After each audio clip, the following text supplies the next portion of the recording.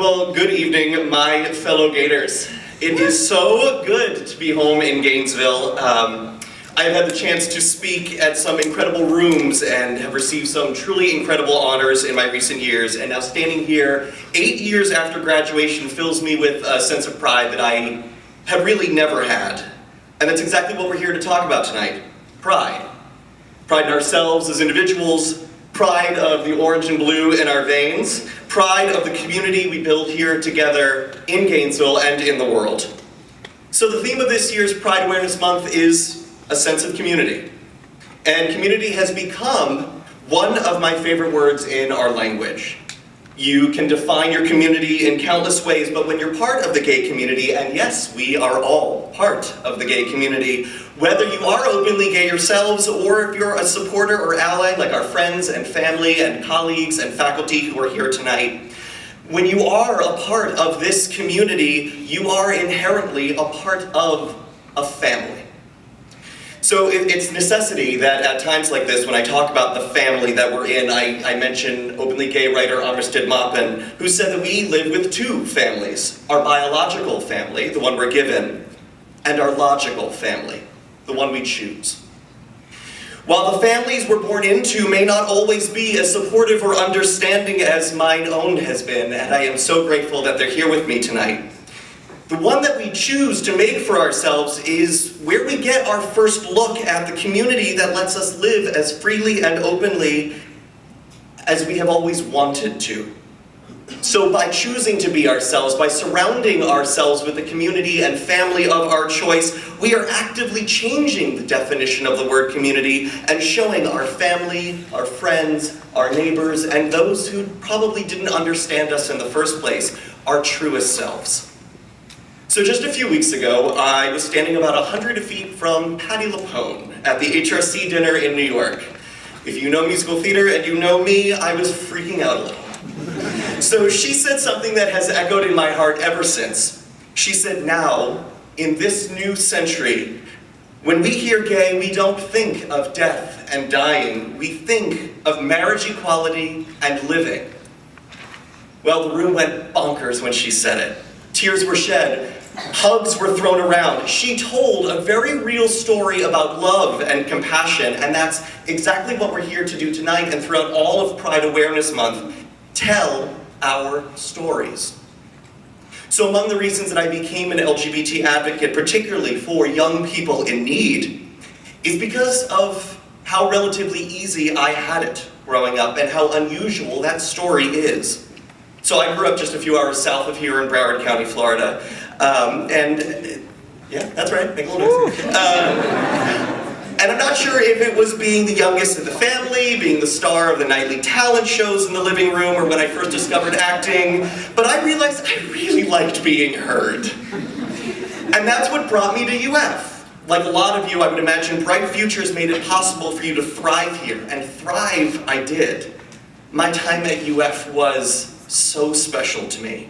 I performed in nearly 20 shows here in the theater and dance department. I discovered a love of politics and communications. I worked tirelessly with student government, Pride Student Union, and the rest. I made lifelong friends and colleagues, and I drank gallons of soda. I discovered a wonderful little group when I first got here with a tiny office tucked away on the third floor in the Wrights. It's a little ragtag gang called the Pride Student Union. They were out, they were proud, they were loud, and they scared the crap out of me. They were like nothing I'd ever seen before. They were nothing like me, and yet exactly like me all at once. It was a taste of diversity that I had never seen before. Even among the other openly gay teenagers that I knew growing up in South Florida, we were all pretty homogenous. Imagine white, gay, Jewish musical theater performers. How new and different. I thought everyone was just like me, but I was really glad to know when I got to UF that we weren't. So it's a little bit different for you all now. Not to sound like the in my day guy, but in my day, you didn't really have Glee, you didn't have Modern Family, you didn't have the JCPenney dads or the lesbian moms on the Disney Channel. We had Will and Grace and Queer as Folk. not the most exciting options to show me the kind of man I wanted to be. But luckily, that's all changed. And I'm really grateful and unbelievably honored to have been even a tiny part of that change. When I first joined Logo Television, hallelujah, I made a promise to myself and my family, knowing that it was so rare, even back in 2011, to be an openly gay young person on television, I would try to only show the very best of our community. And now I'm looking at the very best of our community right in front of me right now. It's an honor and a blessing to receive emails every single day from young men and women across the country who say, "Thank you for being yourself on television and online. It helps me feel like I can be who I am in my small town. I'm not the only one in the village anymore." Well, I wasn't sure that I had what it took to be one of the voices that our community needed. I really didn't think I was strong enough. But after so many emails and texts and messages like that, I knew that I had to use this platform that I was so privileged to be given to make a difference. Michael J. Fox once told a reporter, "I enjoy my work as an actor, but to make a difference in people's lives through advocacy and through supporting research, that's the kind of privilege that few people will ever get. And it's certainly bigger than being on TV every Thursday night for half an hour." I agree with Michael J. Fox. And that's been my motto for a long time. We take for granted that we can gather like this on a Monday night, surrounded by the love of our friends and family. But we know that not all of us are so lucky. There are young people all across Florida, all across America, who are scared and bullied and made to feel less than the beautiful people that they are. They desperately need to see the messages of pride that we are exhibiting here tonight throughout all of Pride Awareness Month and throughout every day of our lives as being out. My first year on television, I appeared at 11 Pride ceremonies in 3 months. It's a lot of rainbows, y'all. So much glitter. But I got to meet thousands of incredibly openly gay young people from every corner of America who told me that the reasons that they are so dedicated to watching and following and then supporting those who speak out for the community on TV and out in the field is because they finally feel for the first time there are people like them to look out to. It's not every performer that gets to be so intimate with their audience, and I was forever changed by meeting those people. And knowing and respecting your audience is something I take very personally. Even in 2011, as I said, when I was one of the first openly gay actors on television, and while so many people told me that being out would ruin my career, I never really bought that way of thinking. When Out Magazine asked me if I was the next gay leading man, I said, "Not really, I'm just the next leading man, thank you very much. I've got nothing to hide and everything to gain by just being me." The LGBTQ community has always found strength and safety in numbers. American colleges and businesses that they feed into are some of the most progressive in the world because we see the big picture. We know that inclusion in the workplace, in the markets, in our schools means a bigger circle, a bigger family where we can promote equality and diversity and success together. So my time working in collaboration with major companies, many of whom you wouldn't expect to be leading voices in diversity and equality, like Miller Coors and United Airlines and Microsoft, they've taught me that our community's fight for inclusion will be carried out not just in the courts and in the legislatures, but in the boardrooms and in the classrooms. You see, we as a community have a whole new set of objectives that are being established by the private sector, the ones that you're all about to go work for. They finally come to realize that embracing our community isn't just good business, it's the right thing to do. So among the objectives that these companies are setting out are issues that lie at the intersection of commerce and social impact. I don't know if you know this, but currently LGBT workers earn an average of 20% less than their straight counterparts. And in 29 states, a gay person can be fired for their orientation, 33 if you're transgender. While there have been substantial gains in our representation and visibility in politics and entertainment and journalism and now even sports, in too many places, the corporate closet continues to flourish. And there are virtually no role models in the senior ranks of the business community for people our age to look up to. Now, a single Fortune 500 company is headed by an openly gay person. And so few of them have an openly gay person on a board.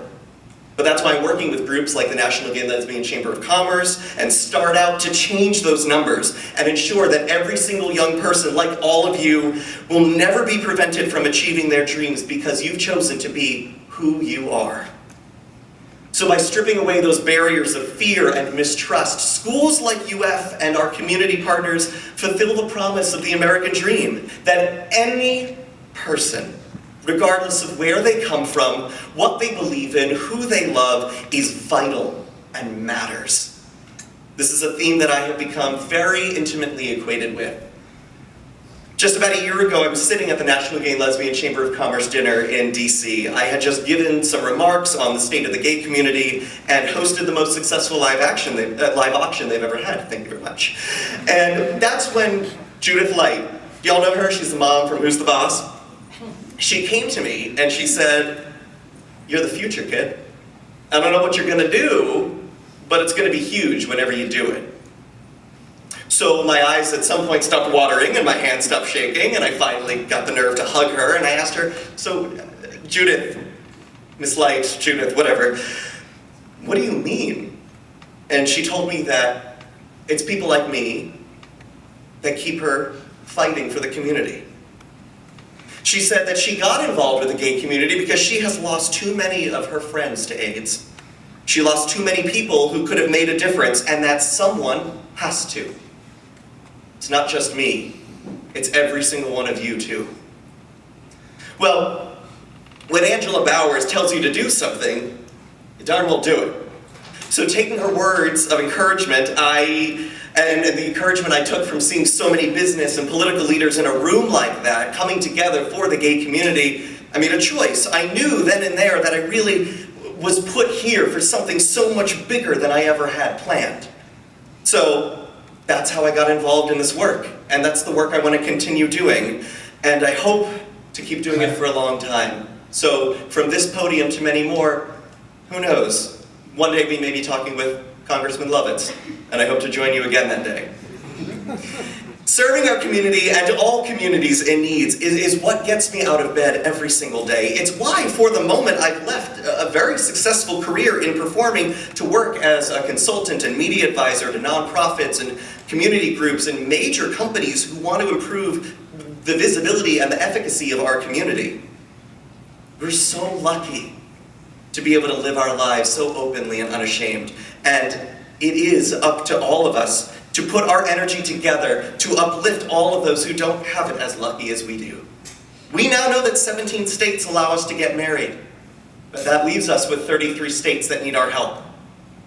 So one of the most thrilling moments that ever happened to me in my career in advocacy was when I was invited to be the Grand Marshal of Houston's Pride ceremony. During that opening night, New York State's legislature approved same-sex marriage. It was killing me to be away from the city I loved, and the friends in New York who I knew helped make that possible while they were out dancing in the streets in front of Stonewall. But I had a different family for the night. I got to share that experience with my adopted family in Texas, and they cheered.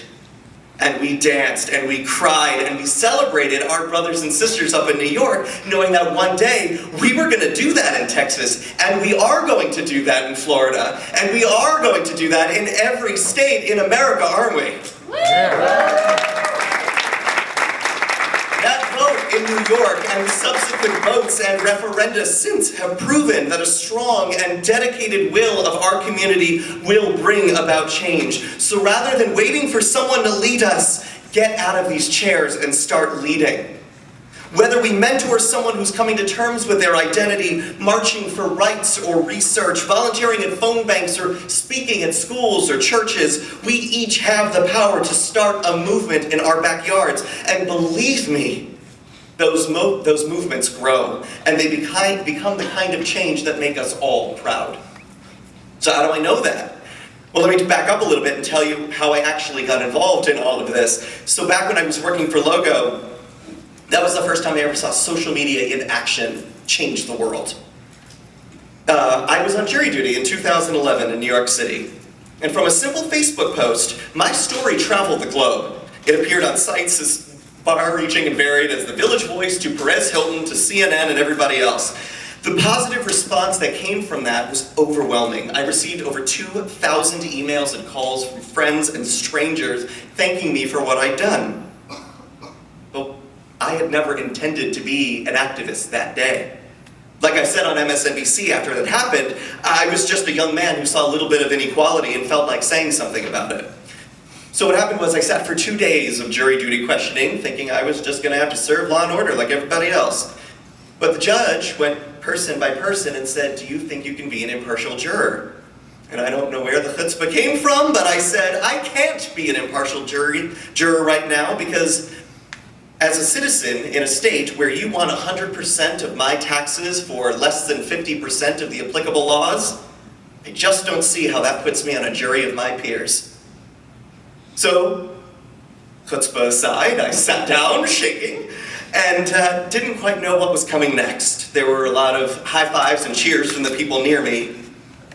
But all I did was go back out, go to lunch, and tell my story on Facebook. Next thing I knew, that went around the world.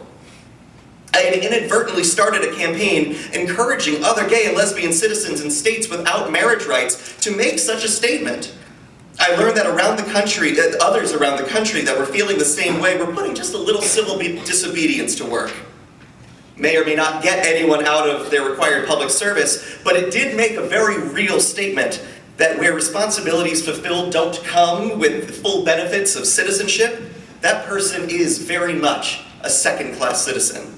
And we are too often expected to suffer those kinds of indignities in silence, but I think we all know that our community doesn't sit silent for long. So anyone can applaud in a room of like-minded people like this, or scream at a pride parade for how inclusive we now are. However, unprotected in a room of strangers, that's when a dialogue of differing opinions can come about and affect real change. I sincerely hoped that someone in that jury room would remember what I said, and the next time they heard a little bit of misinformation about marriage rights or ENDA or anything else that they've been fed, they'd think about what I said and do their own homework. There are some in a very small minority, like those who hide in the comment sections, you know who I'm talking about, who would rather spin a negative side of the story.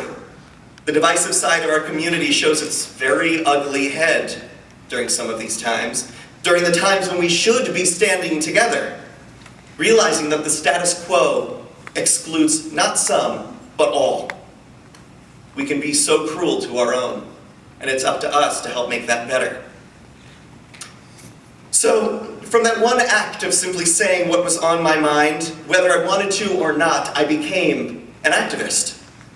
And I couldn't be more grateful that I did.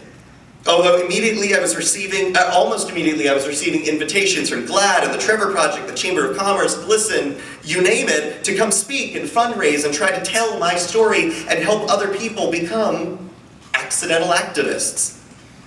You've heard me talk about a lot of these groups I've worked with, but none mean more to me than the ones that support LGBT youth and helping them find every opportunity to thrive. My dad and I spent a lot of time together growing up in comic book shops, so I could collect the latest and newest superhero cards. I guess I didn't know it at the time, but there was something that I really liked about their willingness to defend the little guy. There's also something about tights and abs, but another story. As a community, we have the same obligations as those superheroes. When I speak to high school students, I ask them if they've ever seen Spider-Man. They all seem to know that with great power comes all of those tiny supercomputers in your pockets, you know, your iPhones and Androids. You have some great power. Being part of a community that has banded together and achieved so much means making sure that we are always thinking about the most vulnerable among us, our youth. And you can use that power to help them. Did you know that right now, this moment on Facebook, 1 in 10 teenagers is being cyberbullied, most commonly for their weight or their perceived sexual identity.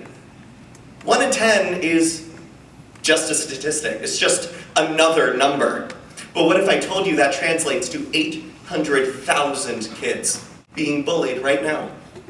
And what about offline? What about in the classrooms? These kids, whether gay or straight, confused, scared, just questioning all of those crazy hormones that we feel at that age, are terrified to come to class, find a job, and ever get to experience the truth that it really does get better. But unfortunately, every single month in the United States, 3 million kids are absent from school because they're terrified of bullies. 3 million. That's the entire population of Chicago just disappearing for a day. And we can change that.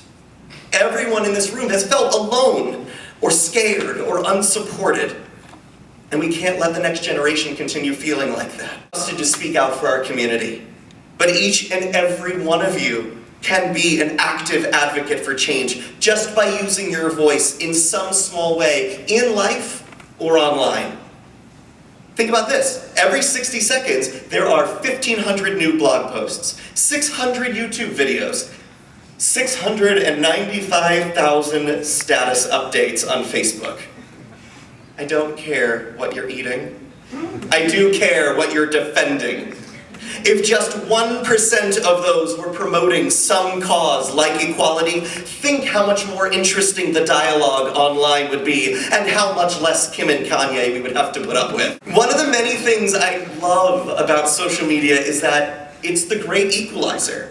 A tweet from any one of you that I can follow shows up in my newsfeed with as much weight and frequency as it does from the president or One Direction.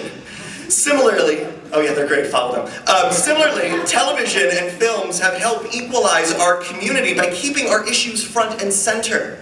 So at the risk of one of the silliest sentences of my career, thank goodness for Glee. And So You Think You Can Dance, and Modern Family, and so on and so forth. See, I got my start in the performing arts, and I know that entertainment and the entertainers that go online and spread their message can hold a mirror to society that isn't always pretty, but it sure is honest.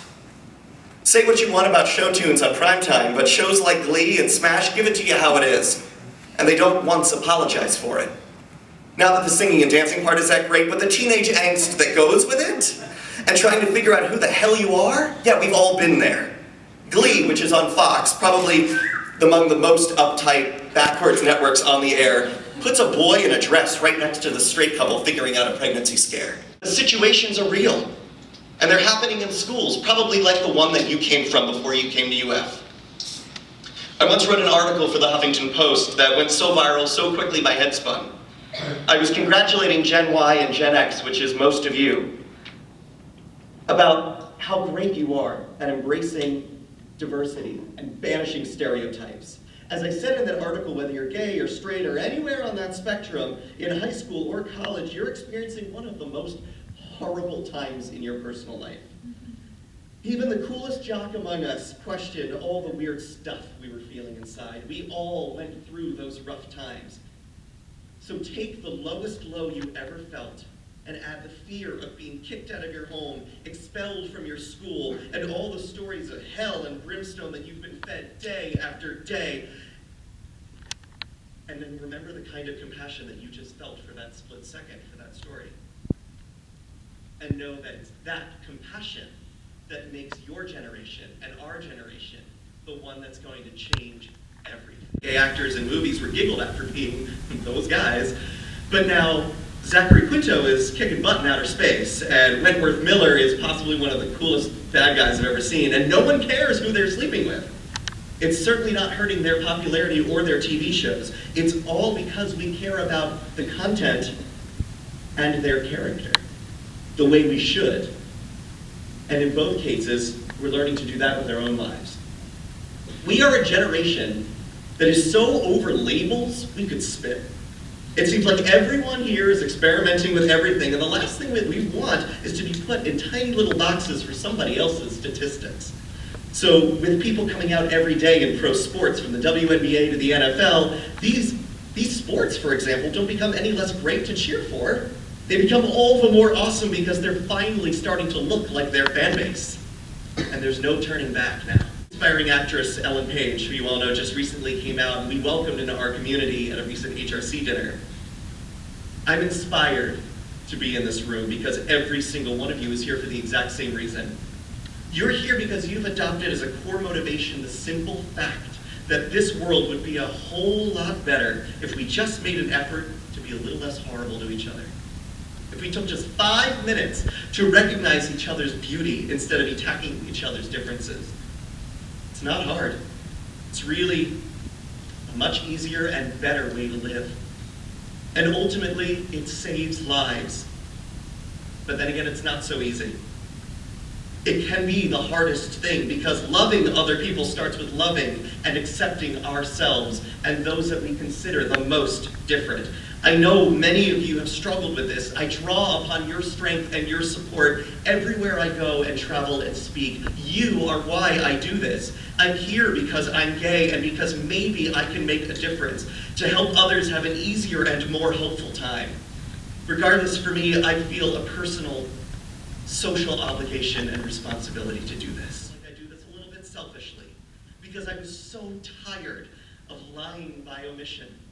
Too long we suffered because we were scared to be out. Our spirits suffered, our mental health suffered, God knows our relationships suffered. And I'm standing here today looking out at all of you on the other side of all that pain because we as a community have bonded by love. And that kind of love is what will change everything. We're here together at UF at a really exciting moment in our history, one that's defined by challenge as much as it is by opportunity. As President Obama said, the laws of our land are finally catching up with the fundamental truth that millions of Americans hold in their hearts, that when all Americans are treated as equal, we are all more free. After all, this nation was built and continues to be improved by all of us working together as one community. And it's not just a gay community, it's an American community, it's a human community.